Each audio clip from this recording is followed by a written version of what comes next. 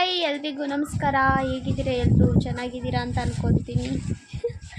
ನಾನಿವತ್ತು ಹಾಸನ್ಗೆ ಹೋಗ್ತಿದ್ದೀನಿ. ಸ್ವಲ್ಪ ಕೆಲಸ ಇದೆ. ಇವತ್ತೇನು ದಿನ ಗೊತ್ತಾ? ಸ್ಕೂಲ್ ಡೇ ದಿನ ಇವತ್ತು. ನಮ್ಮ ಅಜ್ಜಿ ಬೆಂಡು ಬೆಂಗಳೂರಿಂದ ಬಂದಿದ್ದಾರೆ. ನಮ್ಮ ಮಮ್ಮಿ ಮನೆ ಕ್ಲೀನ್ ಮಾಡ್ತಿದ್ದಾರೆ. ತುಂಬ ಚಳಿ ಗೈಸ್ ಊರಲ್ಲಿ. ಇನ್ನೂ ಎಷ್ಟು ದಿನ ಇರುತ್ತೋ ಗೊತ್ತಿಲ್ಲ ಈ ಚಳಿಗಾಲ. ಸಿಕ್ಕಾಬಟ್ಟೆ ಚಳಿ. ಅದಕ್ಕೆ ನಮ್ಮಮ್ಮ ಫುಲ್ ಪ್ಯಾಕ್ ಆಗಿಬಿಟ್ಟವ್ರೆ. ಇನ್ನು ನಾವಿವಾಗ ಹಾಸನ್ಗೆ ಏನಕ್ಕೆ ಹೋಗ್ತಿದ್ದೀನಿ ಅಂದರೆ ಅಲ್ಲಿಗೆ ಹೋಗ್ಬಿಟ್ಟು ಹೇಳಿದರೆ ಚೆನ್ನಾಗಿರುತ್ತೆ ಅನಿಸುತ್ತೆ. ಅಲ್ಲಿಗೆ ಹೋಗ್ಬಿಟ್ಟೆ ಹೇಳ್ತೀನಿ. ನನ್ನ ಮಗಳಿಗೋಸ್ಕರ ಏನೋ ಸ್ಪೆಷಲ್ ಆಗ್ತಾರನ ಅಂತ ಹೋಗ್ತಿದ್ದೀವಿ. ಮೊದಲ ಗಿಫ್ಟ್ ನನ್ನ ಮಗಳಿಗೆ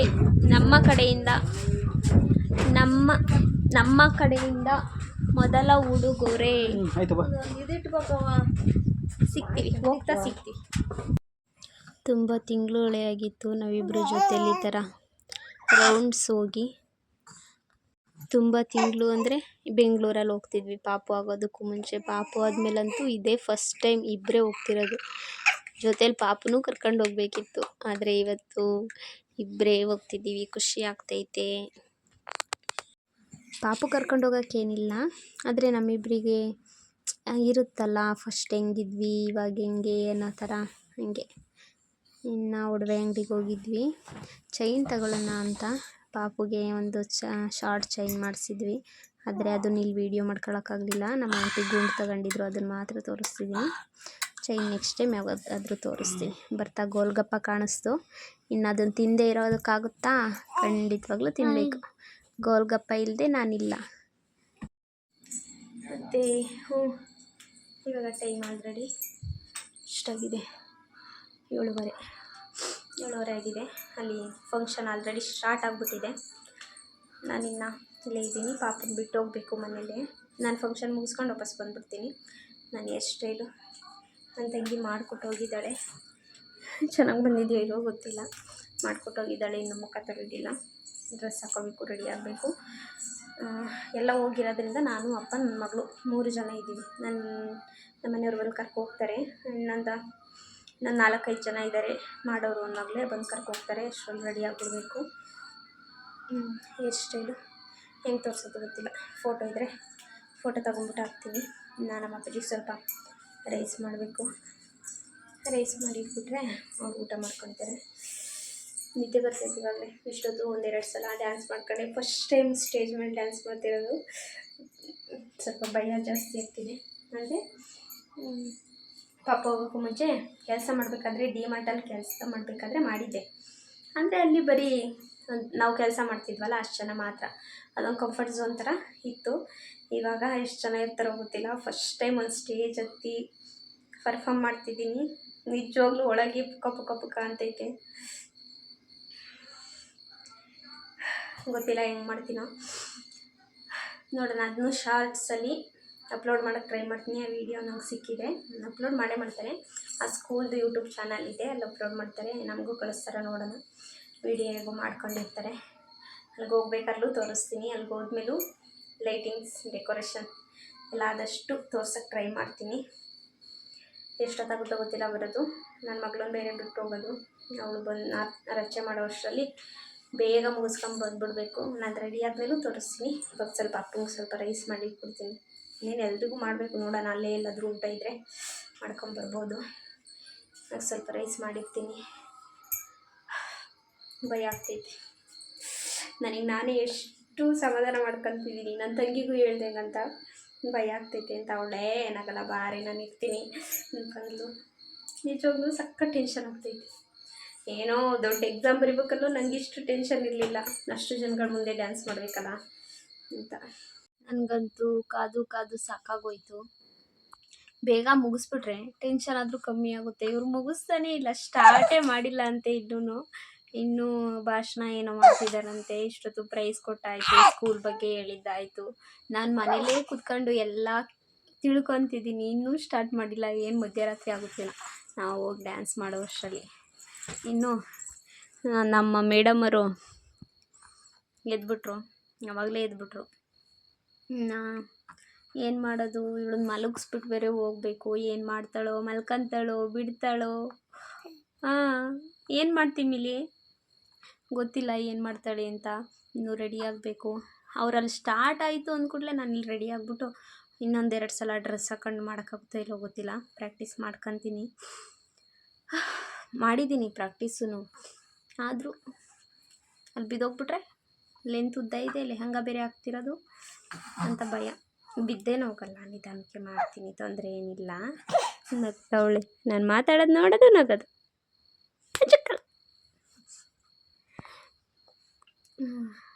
ಏನು ಮಾಡೋದು ಗೊತ್ತಿಲ್ಲ.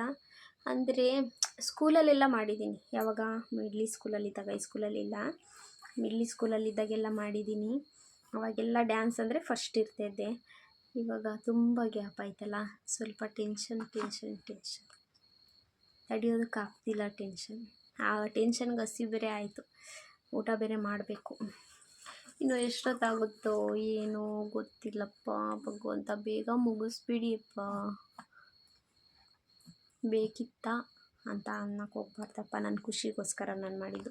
ಆದರೆ ತುಂಬ ಲೇಟಾಗುತ್ತೆ ಅನಿಸುತ್ತೆ. ಮೇ ಬಿ ಒಂದು 12 ಗಂಟೆ ಆಗುತ್ತಾ ಅಂತ.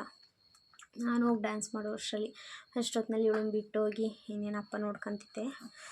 ಪರವಾಗಿಲ್ಲ, ಮಲಗಿಸ್ಬಿಟ್ಟು ಹೋದರೆ 1 ಅವರು ಇಲ್ಲ 1/2 ಅವರ್ ಆಗ್ಬೋದು ಅಷ್ಟೇ. 5 ನಿಮಿಷ ಡ್ಯಾನ್ಸ್ ಮಾಡೋಕ್ಕಿಂತ ಎಷ್ಟೊತ್ತು ಬೇಕು, ಮುಗಿಸ್ಕೊಂಬರ್ತೀನಿ ಅಷ್ಟೆ.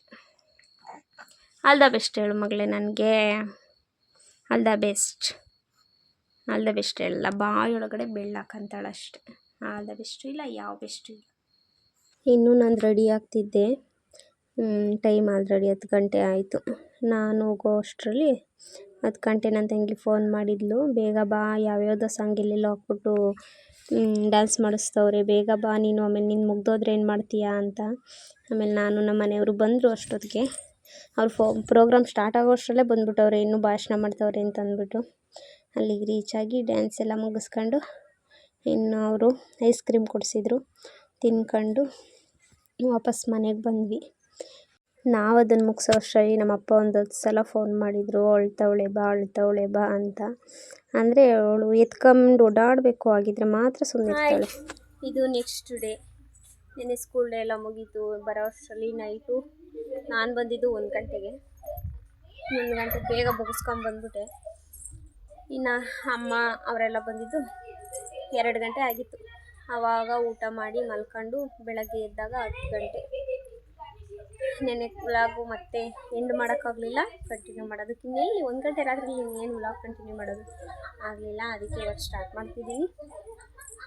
ಇದನ್ನು ನೆನ್ನೆ ವೀಡಿಯೋಗೆ ಅಟ್ಯಾಚ್ ಮಾಡ್ತೀನಿ. ಆಮೇಲೆ నేను ಇವತ್ತು ಮನೆ ಕ್ಲೀನ್ ಮಾಡ್ಕೊಳ್ಳೋಣ ಅಂತ. ನೆಕ್ಸ್ಟು ತೊಟ್ಲು ಮುಚ್ಚಾಕೋ ಶಾಸ್ತ್ರಕ್ಕೆ ಹೋಗ್ಬೇಕಂತ ಅಂದ್ಕೊಂಡಿದ್ದೀನಿ. ಅದಕ್ಕೆ ಮನೆಯೆಲ್ಲ ಕ್ಲೀನ್ ಮಾಡಿಬಿಟ್ಟು ಹೋದರೆ ಬಂದು ಶಿವರಾತ್ರಿ ಹಬ್ಬ ಮಾಡ್ಕೊಳಕ್ಕೆ ಸರಿ ಹೋಗುತ್ತೆ ಅಂತ. ನಾನು ಬರಲ್ಲ, ಅಲ್ಲೇ ಇರ್ತೀನಿ. ಎಲ್ಲಿಗೆ ಹೋಗ್ತೀನಿ ಅಂತ ಮುಂದಿನ ವೀಡಿಯೋಗಳಲ್ಲಿ ಹೇಳ್ತೀನಿ. ನೆಕ್ಸ್ಟ್ ಇವಾಗ ಏನು ಮಾಡೋದು, ಇವಾಗ ಟಿಫನ್ ಆಯಿತು, ಸ್ವಲ್ಪ ಜ್ಯೂಸ್ ಮಾಡ್ಕೊಂಡು ಕುಡಿದಿದ್ದಾಯಿತು, ಪಾತ್ರೆ ಎಲ್ಲ ತೆಗೆದಿಟ್ಟಿದ್ದೀನಿ. ಅಮ್ಮ ಮನೆಯೆಲ್ಲ ಕ್ಲೀನ್ ಮಾಡಿಕೊಡ್ತಾರೆ. ನಾವು ಧೂಳು ಹೊಡೆದು ಕೊಡ್ತಾರೆ. ನಾವು ಪಾತ್ರೆ ಎಲ್ಲ ತೊಳ್ಕೊಂಡು ಎಲ್ಲ ಒರೆಸ್ಕೊಂಡು ನೀರು ಇಟ್ಕೊಬೇಕು. ನೀರು ಬಿಡ್ತಾರೆ. ಪಾಪಕ್ಕೆ ಸ್ನಾನ ಮಾಡಿಸಿ ಆಮೇಲೆ ಸಿಗ್ತೀನಿ. ಏನು ಮಾಡ್ತಾರೆ, ಕಿರ್ಚಾಟ.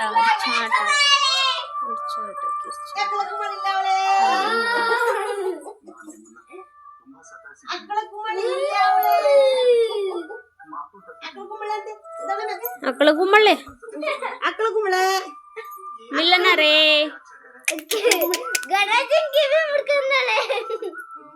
ಯಾಕ ಮೌನ ಗೌರಿ ಆಗಿ ಹೇಳಲ್ಲ. ಏನೋ ಹುಡುಕ್ತಾವಳೆ, ಸಿಗ್ತೇಲ್ಲ.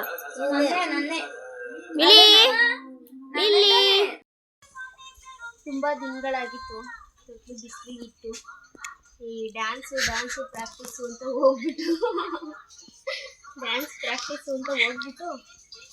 ಇದು ಮಾಡೋಕ್ಕೆ ಆಗಿರಲಿಲ್ಲ.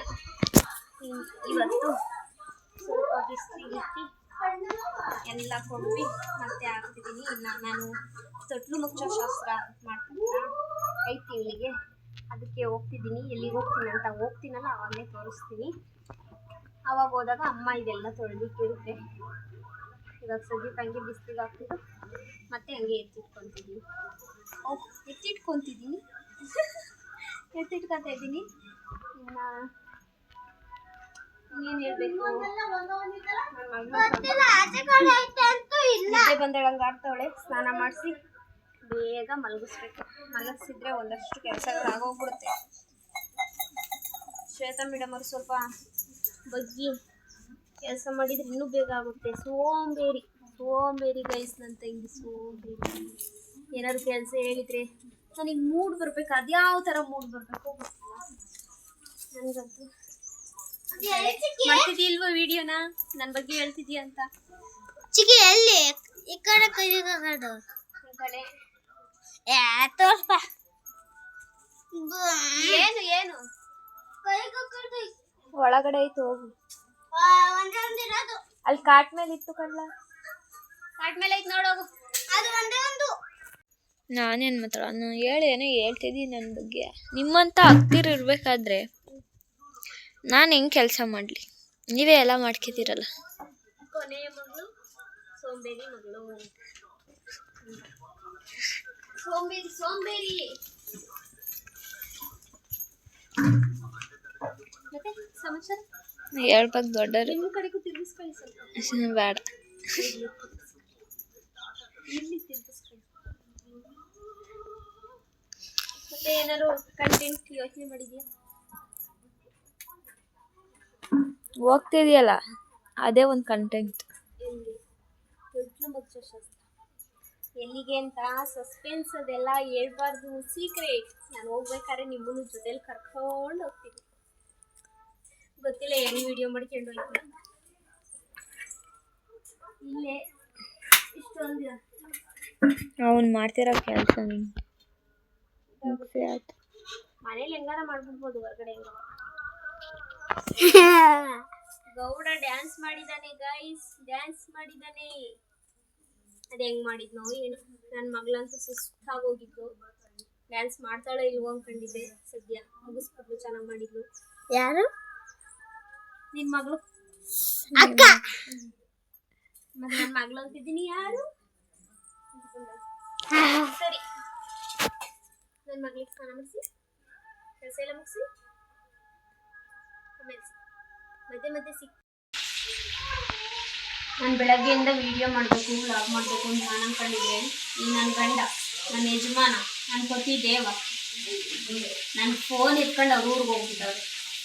ಅದು ಎಲ್ಲಿರೋದು 50 ಕಿಲೋಮೀಟ್ರ್, ಜಾಸ್ತಿನೇ ಆಗ್ತದೆ. ನಾನು ವ್ಲಾಗ್ ಮಾಡೋಣ, ಏನೇನೋ ಮಾಡ್ತಿದ್ದೀನಿ, ಕೆಲಸ ತೋರ್ಸೋಣ, ಏನೇನೋ ಮಾತಾಡೋಣ ಅಂದ್ಕೊಂಡ್ರೆ ಫೋನ್ ತಗೊಂಡು ಹೋಗ್ಬಿಟ್ಟು ಎಲ್ಲ ಇಟ್ಕೊಳ್ಳೋದು. ಇವಾಗ ಮಾಡೋಣ ಅಂತಂದರೆ ಚಾರ್ಜ್ ಇಲ್ಲ. ಅದಕ್ಕೆ ನಾನು ತಂಗಿ ಫೋನಿಂದ ಮಾಡ್ತಿದ್ದೀನಿ. ನಾನು ಇವಾಗ ಕಬಾಬ್ ಮಾಡ್ತಿದ್ದೀನಿ. ಕಬಾಬ್ ಆ್ಯಂಡ್ ಬೇಯ್ತಿದೆ ಅಲ್ಲಿ ಸ್ವಲ್ಪ. ಇಲ್ಲಿ ಫ್ರೈ ಮಾಡ್ತಿದ್ದೀನಿ. ಅಯ್ಯೋ ಹೊಗೆಗೆ ಮುಚ್ಚೋಯ್ತು. ಚಿಕನ್ ಫ್ರೈ ಮತ್ತು ಇಲ್ಲಿವ ಗೀ ರೈಸ್. ಈ ಸಲ ನನ್ನ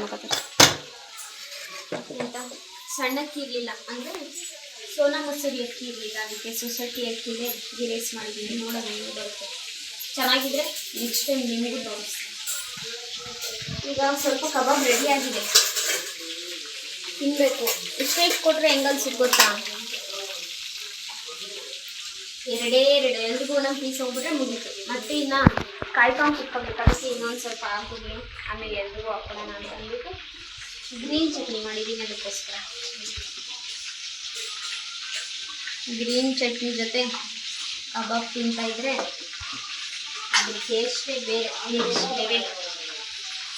ಅದಕ್ಕೆ ಮಾಡ್ತಿದ್ದೀನಿ. ನನ್ನ ತಂಗಿಗೆ ಫಾರಮ್ ಕೋಳಿ ತಗೊಬಾರೆ ಅಂದರೆ 2 ಬಾಯ್ಲರ್ ಕೋಳಿ ಎತ್ಕೊಬಂದವಳೆ. ಅದರಲ್ಲಿ ಏನು ಮಾಡಬೇಕಂತ ಯೋಚನೆ ಮಾಡೋಷ್ಟರಲ್ಲಿ ತಲೆ ಕೆಟ್ಟೋಯ್ತು. ನನಗಂತೂ ಬಾಯ್ಲರ್ ಕೋಳಿ ತಿನ್ನೋಕ್ಕಾಗಲ್ಲ. ಅದಕ್ಕೆ ಕಬಾಬ್ ಮಾಡಿದ್ರಂತೂ ಎಲ್ಲರೂ ಚೆನ್ನಾಗಿ ತಿಂದ್ಬಿಡ್ಬೋದು. ಅದೊಂದೇ ಖಾಲಿ ಆಗೋದು. ಇನ್ನು ಫ್ರೈ ನಮ್ಮ ಅಮ್ಮನಿಗೆ ತಿನ್ನಬೇಕು ಅಂತಿದ್ದು. ಇನ್ನು ನನ್ನ ತಂಗಿ ತಿಂತಾಳೆ, ಅವರೇ ತಿನ್ಕೋಬೇಕಷ್ಟೆ.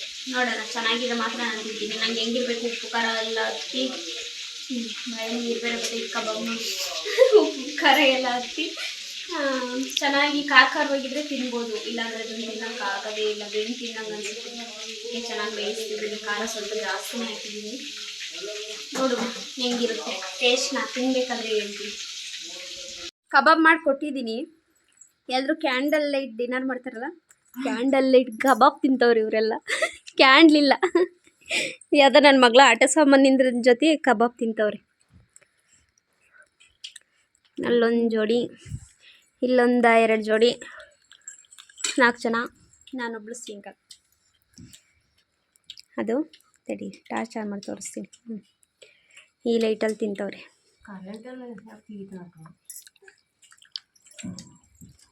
ಕಬಾಬೆ ಖಾಲಿ ಐತೆ, ತರೋ ಅದೊಂದು ಅದು ಯಾವ ತಂದು ಕೊಡೋಣ ಪಾಪ. ಅದು ತಿಂದ್ಬಿಟ್ರೆ ಕಂಟಿನ್ಯೂಸ್ ಆಗಿ ತಿಂದ್ಬಿಡ್ಬೇಕು.